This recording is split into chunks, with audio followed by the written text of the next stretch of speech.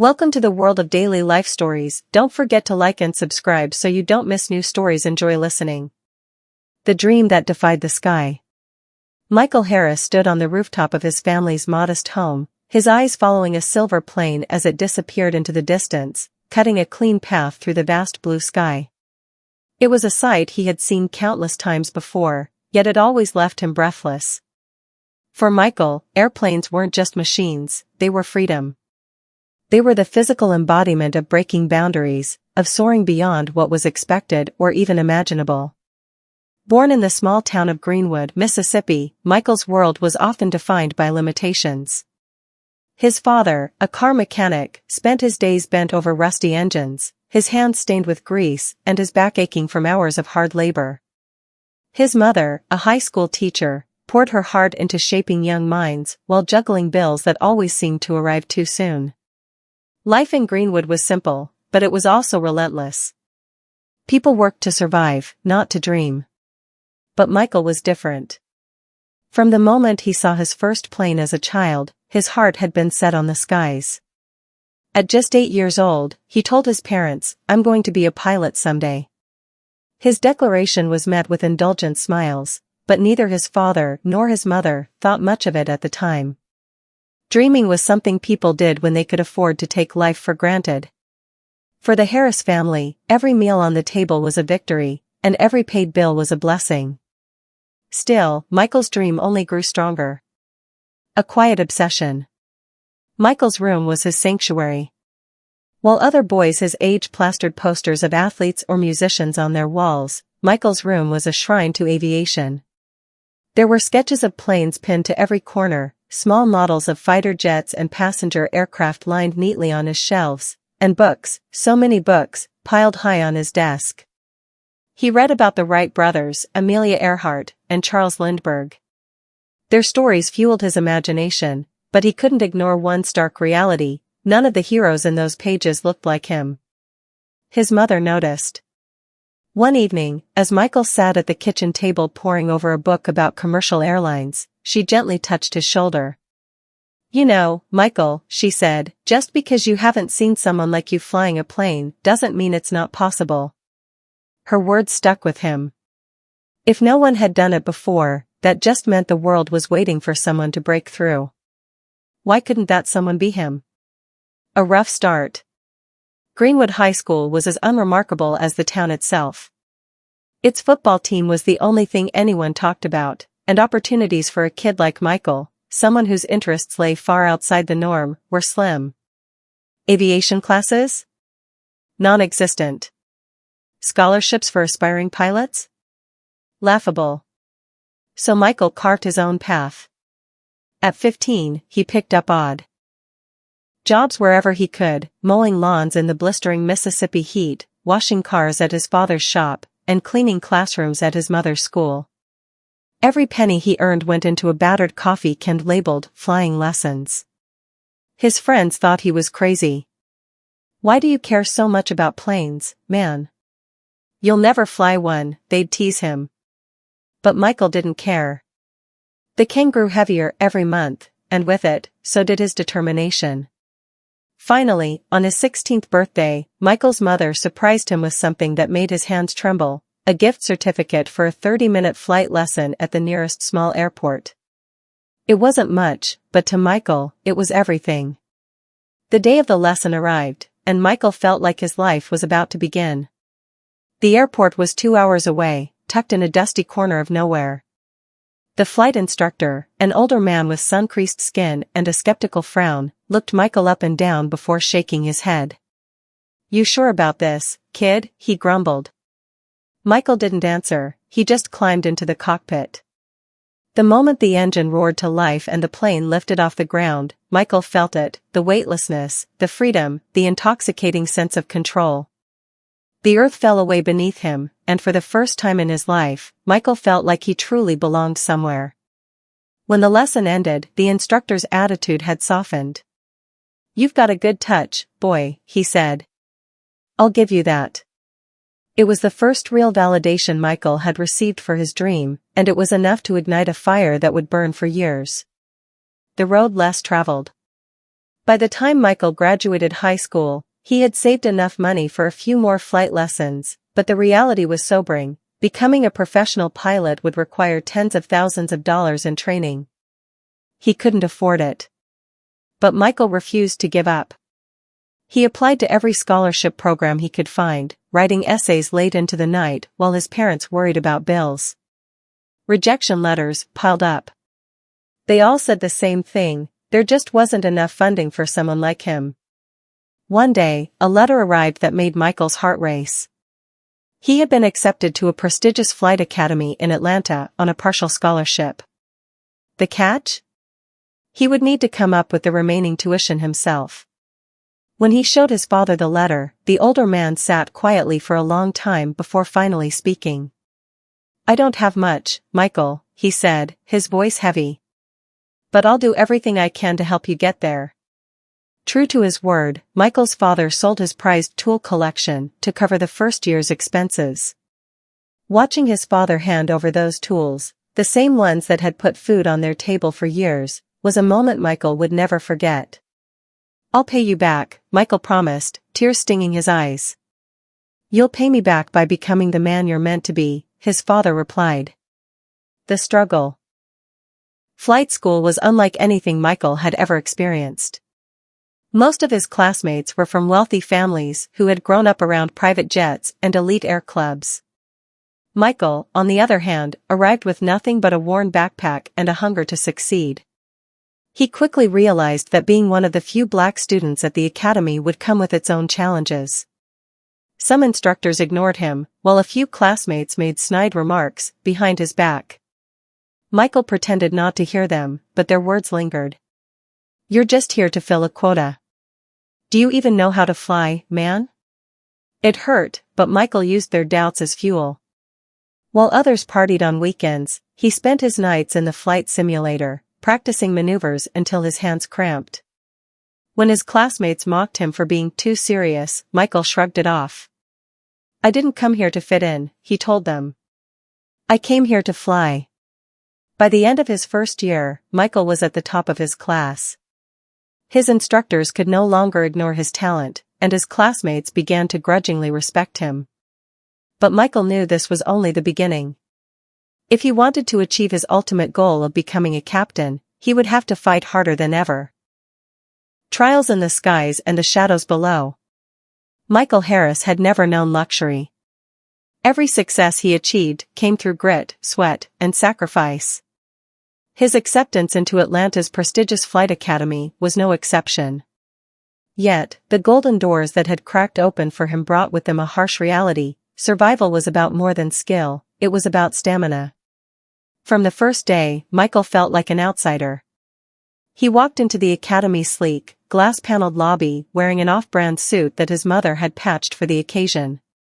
Around him, other students sauntered in confidently, dragging designer luggage, laughing about summer trips on their family's private jets. Michael clenched his hands into fists to steady his nerves. "You don't belong here," a voice inside his head whispered. But then, Michael remembered his father's words, "You don't have to look like everyone else to outwork them." An unequal battlefield. The academy, a gleaming hub of aviation dreams, was designed to break even the strongest wills. Michael quickly realized that the flight program wasn't just about skill, it was about connections, appearances, and privilege. While he spent nights combing through flight manuals in his cramped dorm room, some of his classmates breezed through lessons without a care. They had private tutors, instructors who were family friends, and mentors who opened doors that Michael hadn't even realized existed. It didn't help that Michael's uniform always seemed a little more worn, his flight bag more scuffed than the others. He overheard snide comments, some whispered, others not so much. "Guess he's the academy's diversity hire. Think he'll crash the simulator today?" The weight of their words pressed on him, but Michael didn't let his focus waver. He understood that the margins for error were razor thin for someone like him. He couldn't afford to fail. The Flight Simulator Showdown. The centerpiece of the academy was the state-of-the-art flight simulator, a $20 million marvel of technology designed to mimic real-world flight conditions. For Michael, it was both a gift and a curse. The simulator was his sanctuary, where his technical skills shone brighter than any prejudiced opinions. But it was also the stage where his classmates scrutinized his every move, hoping for a mistake. One evening, Michael's instructor, Captain Reynolds, a no-nonsense veteran with a gruff voice, gathered the class for their first high-pressure simulation drill. The scenario was brutal, an emergency landing with simulated engine failure over a storm-ravaged runway. "Mess this up," Captain Reynolds growled, "and you'll know exactly why you aren't ready for the skies." Michael took his seat in the simulator cockpit, his pulse hammering in his ears. Around him, a group of students whispered and smirked. He could feel their eyes on his back, waiting for him to stumble.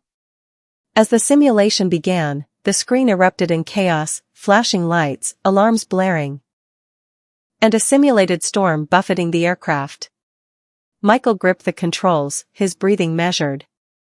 While the simulated storm roared, he shut out the noise, focusing on every adjustment, throttle, rudder, flaps. His years of studying aircraft manuals came back like muscle memory. For what felt like an eternity, he fought to stabilize the plane. Then, in a moment of calm precision, Michael executed the emergency landing flawlessly.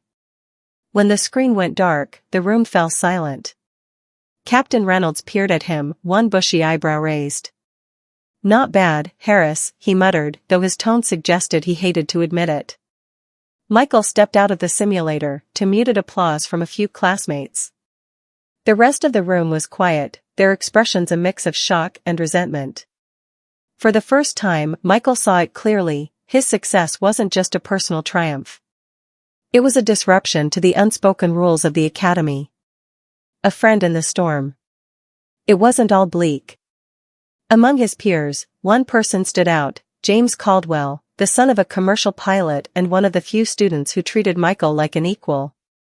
James was the kind of person who saw beyond appearances, and he admired Michael's relentless work ethic.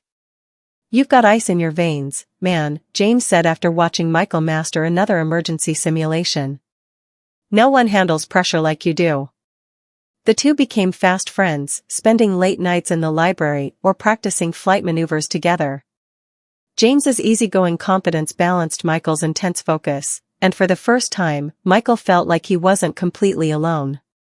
But not everyone was happy about the bond. One afternoon, as Michael entered the simulator room, he found his seat tampered with. The flight yoke had been loosened just enough to malfunction mid-flight. James noticed it first. "This wasn't an accident," James said, his voice low with anger. "Someone wants you out of here."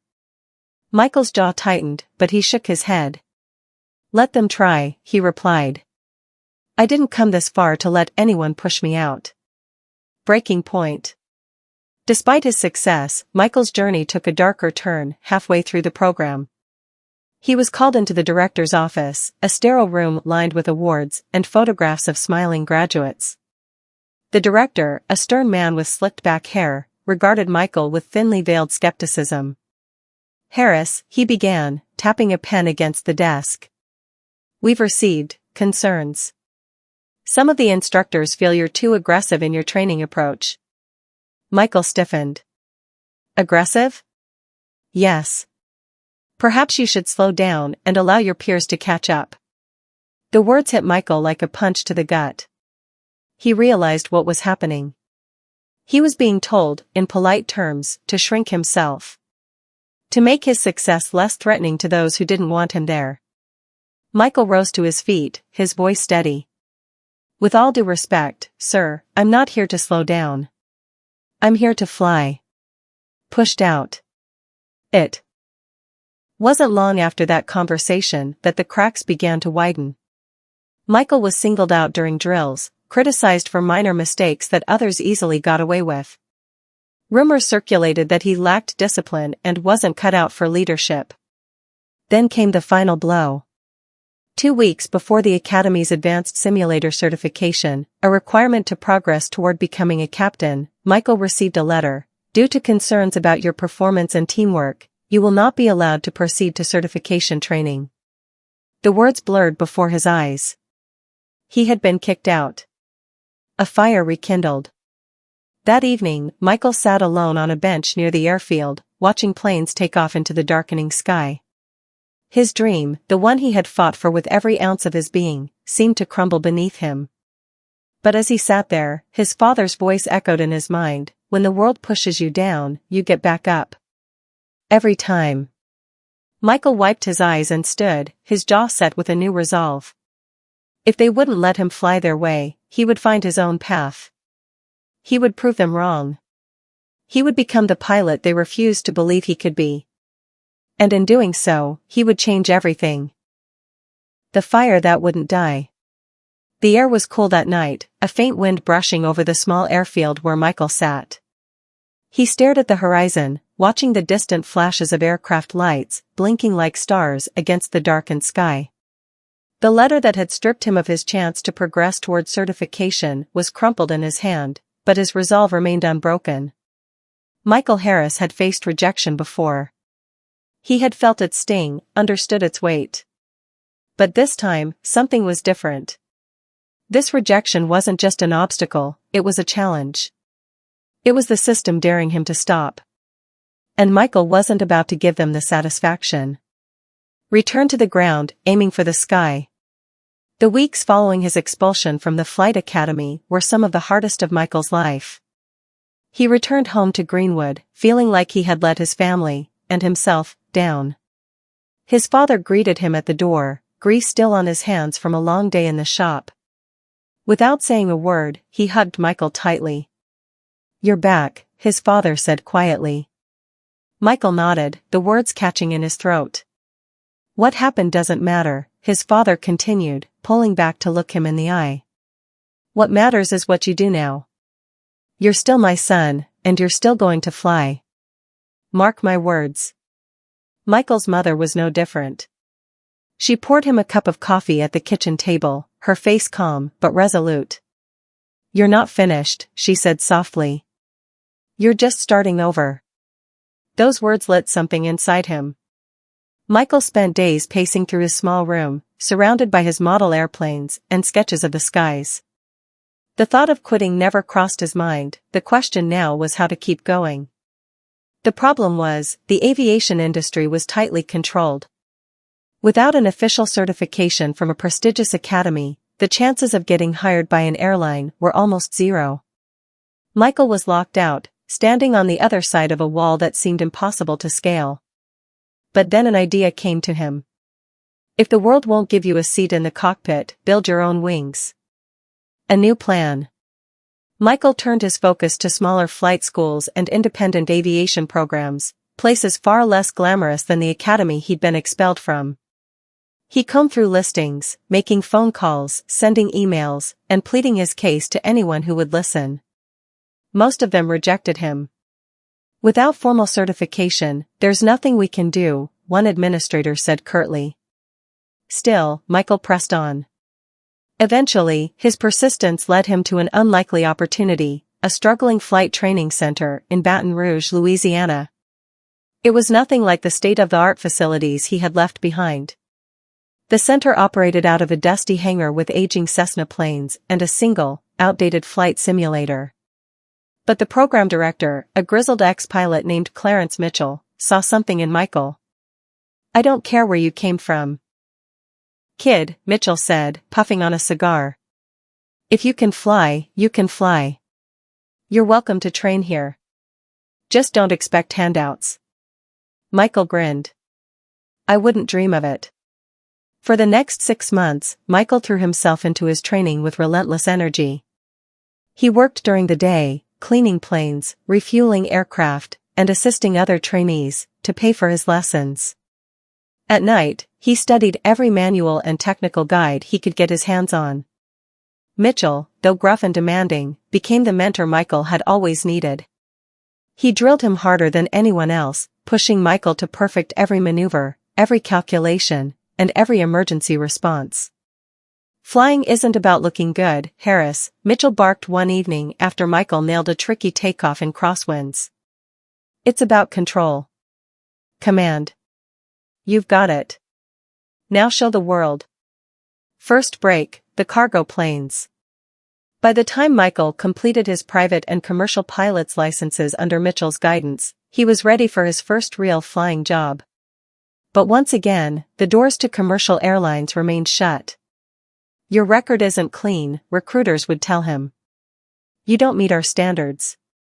Michael refused to let bitterness consume him. Instead, he looked elsewhere. He found work with a small cargo airline operating out of Texas.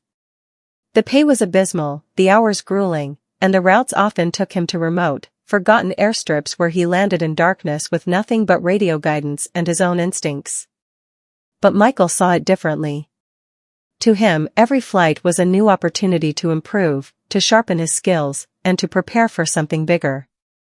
His confidence grew with each successful landing and every storm he navigated.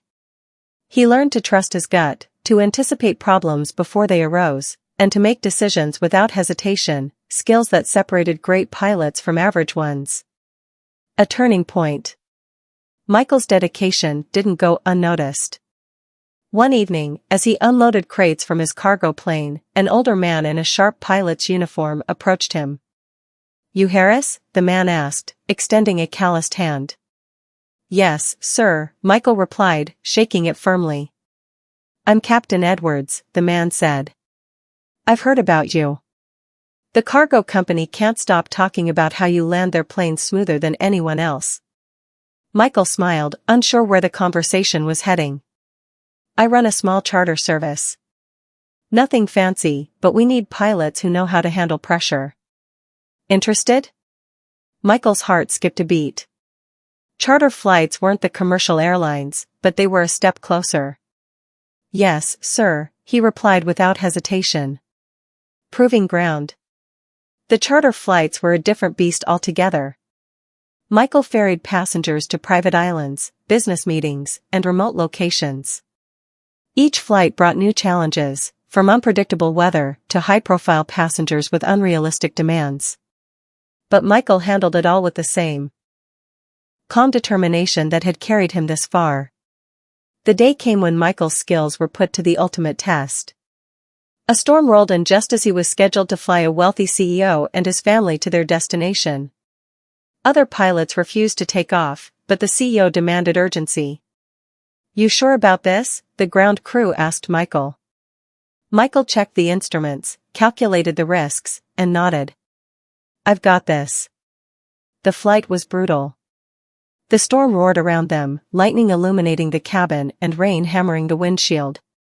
The CEO's family clung to their seats, terrified. "Are we gonna make it?" the man shouted. Michael's voice was steady. "We'll get there, sir. Just hold tight." With precision and calm, Michael navigated through the storm, using every bit of his training and instinct to keep the plane stable. By the time they landed safely, the CEO was speechless. "You're the best pilot I've ever flown with," he finally said. "You saved us up there."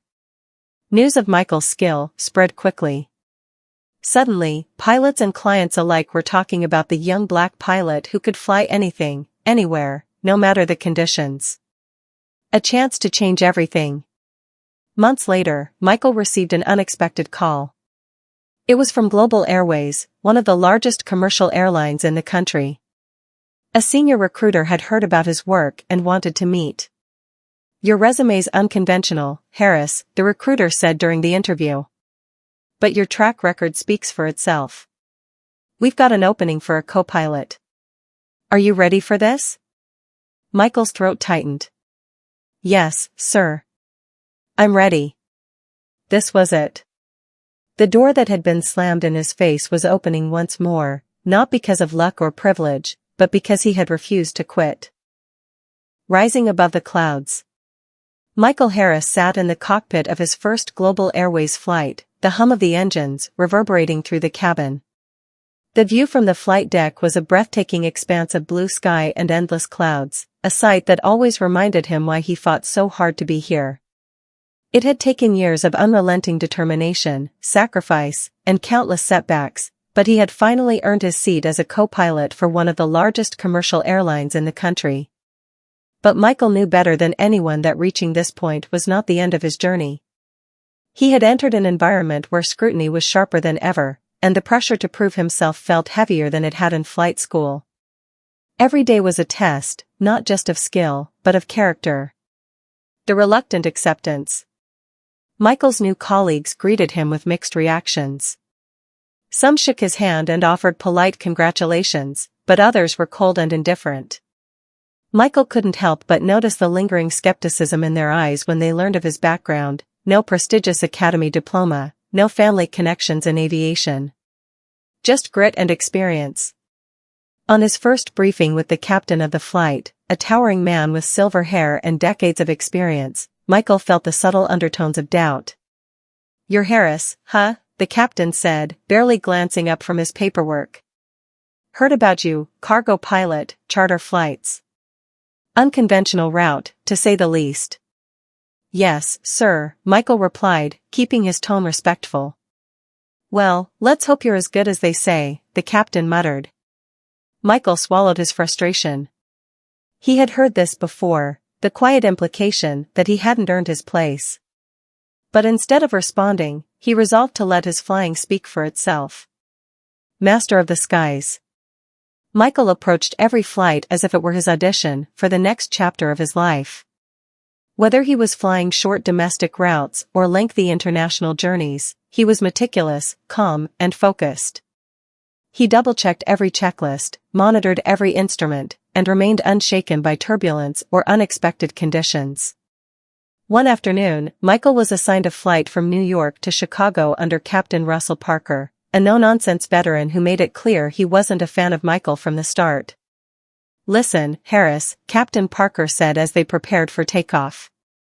"I'll handle the hard stuff. You just stick to monitoring the systems." It was meant to put Michael in his place, to strip him of any chance to prove himself. But mid-flight, the unexpected happened.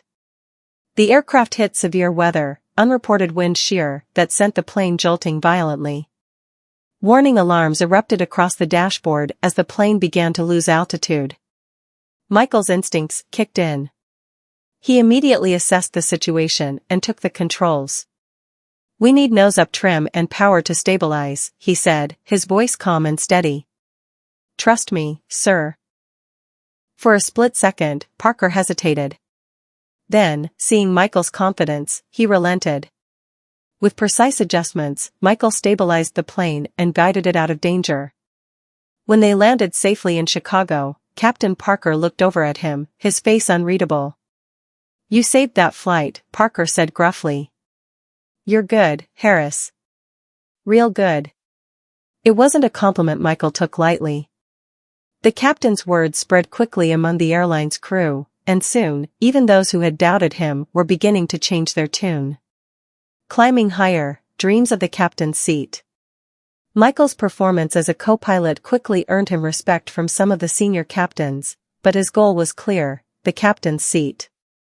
The path to becoming a captain was not easy. It required hours of flawless performance, endorsements from senior crew members, and passing the advanced training program, which tested every facet of a pilot's skills. Michael began training obsessively, spending his free hours in the simulator to perfect every emergency maneuver and flight scenario.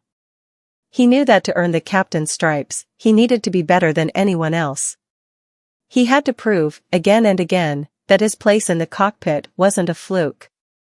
But as always, not everyone was rooting for him. A hidden enemy.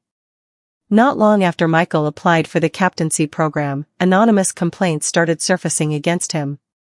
Minor incidents, routine turbulence or technical glitches, were blown out of proportion.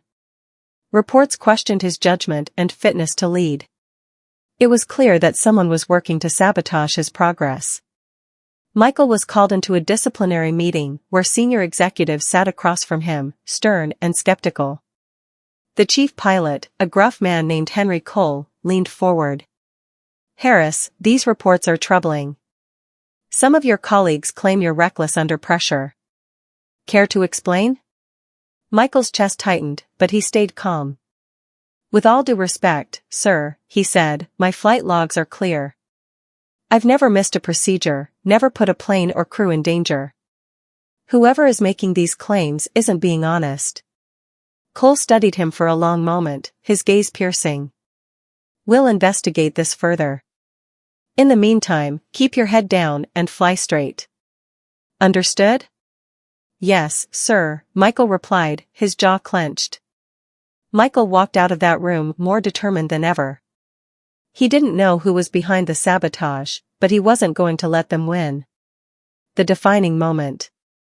Weeks later, Michael was assigned to a critical international flight, New York to London. It was an important route, and this time, Michael would fly under Captain Reynolds, the same instructor who had doubted him back in his academy days. The flight began smoothly, but midway over the Atlantic, a severe electrical fault occurred. Systems started shutting down one by one, and the cabin went dark except for emergency lights. Passengers panicked as the plane jolted violently. Reynolds froze for a moment, his face pale in the red glow of the emergency lighting. "We've lost avionics," he muttered. Michael acted instantly. "Switch to manual redundancies, reset the generators. We'll work the systems one by one." His voice cut through the chaos like a lifeline. Reynolds stared at him for a moment before nodding. "Go." Michael's hands moved over the controls with practiced precision. While Reynolds focused on stabilizing the plane, Michael worked to restore the failing systems. It took nearly 15 minutes of careful adjustments, but piece by piece, the avionics came back online. The plane landed safely in London, to a thunderous applause from relieved passengers. As the crew deboarded, Reynolds turned to Michael, his expression softer than Michael had ever seen. "You saved us, Harris," Reynolds said quietly. "I misjudged you all those years ago. You're not just a good pilot. You're one of the best. Earning the stripes." The incident over the Atlantic became a turning point in Michael's career. News of his calm leadership under pressure spread throughout the airline. Senior executives who had once doubted him now praised him. When Michael reapplied for the captaincy program, this time there were no objections. Months later, Michael stood in front of his family in a freshly pressed captain's uniform. The 4 stripes on his shoulders gleamed under the lights, a symbol of everything he had fought for. His father, who had given up his tools to fund Michael's dreams, wiped away a tear. "I knew you'd do it," he whispered. Michael smiled as he looked up at the sky, his heart full. He had done more than just achieve his dream, he had shattered barriers that had been placed before him and paved the way for others to follow. The legacy he left behind. The sun was just beginning to set as Michael Harris, now Captain Michael Harris, stood at the gate, watching his plane being prepped for another flight. The massive aircraft gleamed under the golden light, a symbol of everything he had fought for, sacrificed for, and ultimately achieved. His 4 stripes, the mark of a captain, rested proudly on his shoulders, and yet, his journey felt far from over.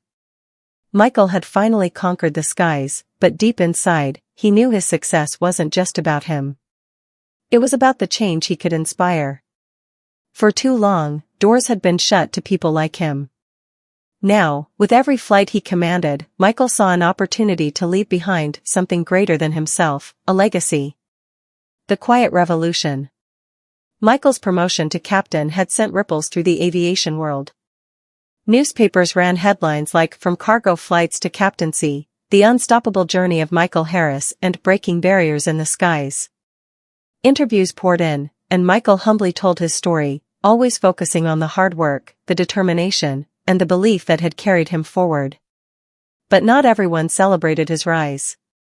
Some veteran pilots still viewed him with skepticism, unwilling to acknowledge that the world of aviation was changing. Others, however, took note of Michael's quiet leadership and steady hand. They began to see him not as a token success story, but as a pilot who embodied the very best of their profession. Among the younger generation of aspiring pilots, Michael became something of a legend. Aviation schools and programs began reaching out to him, asking him to speak to students about his journey. When he stood before crowds of hopeful young people, some of whom had never seen a black pilot in their lives, Michael realized just how powerful his presence was. "If I can make it," he told them, "so can you. The only limits are the ones you accept." A challenge to the industry. Michael wasn't satisfied with being the exception. He wanted to tear down the systemic barriers that had kept others from following in his footsteps. He began working with industry leaders, advocating for scholarships, mentorship programs, and initiatives to diversify the aviation field.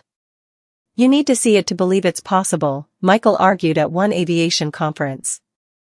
"If young kids can look up and see people like themselves in the cockpit, they'll dream bigger. And those dreams will drive progress."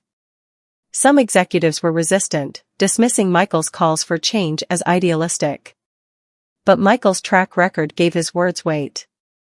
He wasn't just a pilot, he was proof of what was possible when talent was given a chance to shine. Slowly but surely, his advocacy began to gain traction. Flight schools started offering diversity scholarships. Airlines began revisiting outdated recruitment practices.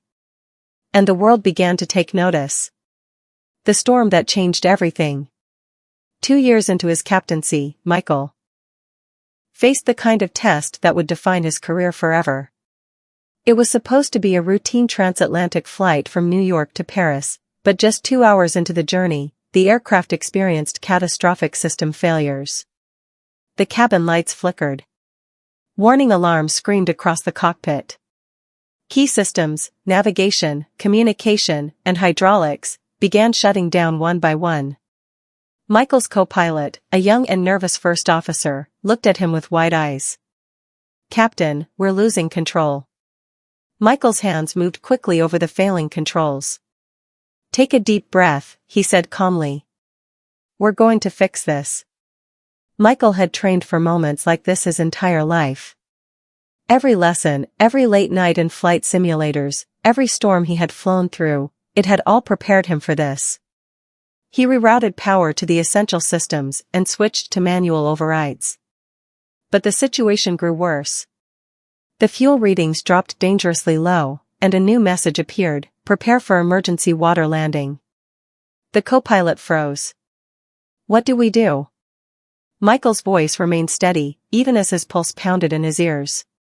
"We do what we always do. We fly the plane." Michael activated emergency protocols and radioed air traffic control, issuing clear, calm instructions. He turned to the crew, preparing them for the worst-case scenario.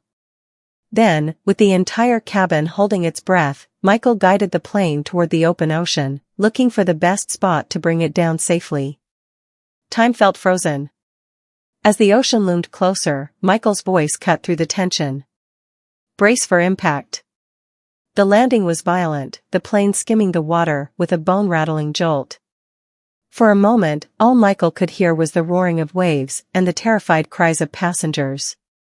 Then, silence. The plane had stopped. It was intact. Michael jumped into action, leading the evacuation with the efficiency of a true leader. Passengers were ferried to emergency rafts, and Michael was the last to leave the sinking aircraft. He stood chest-deep in freezing water, counting every soul, to ensure no one was left behind. By the time rescue teams arrived, Michael had not only saved hundreds of lives, but had done so with extraordinary calm and precision. The media erupted with praise for Captain Michael Harris.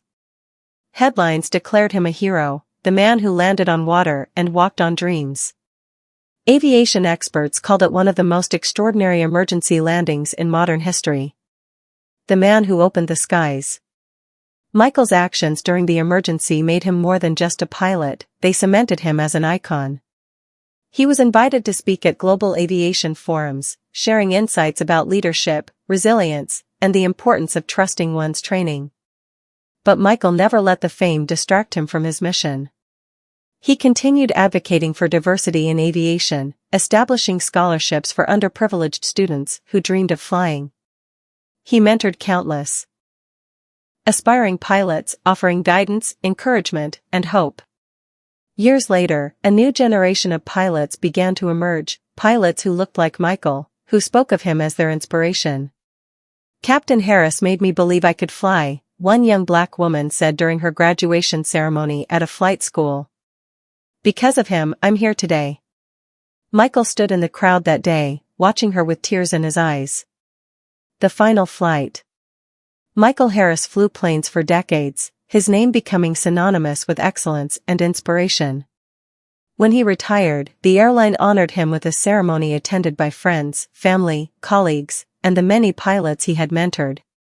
As Michael stepped off his final flight, his family waited for him on the tarmac.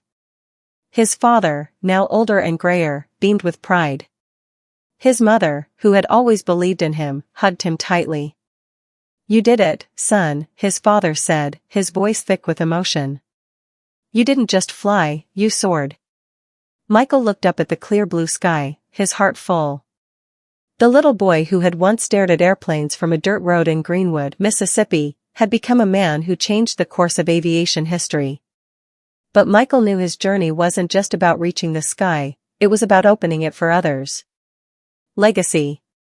Years later, the story of Captain Michael Harris was still told in flight schools, aviation forums, and households around the world.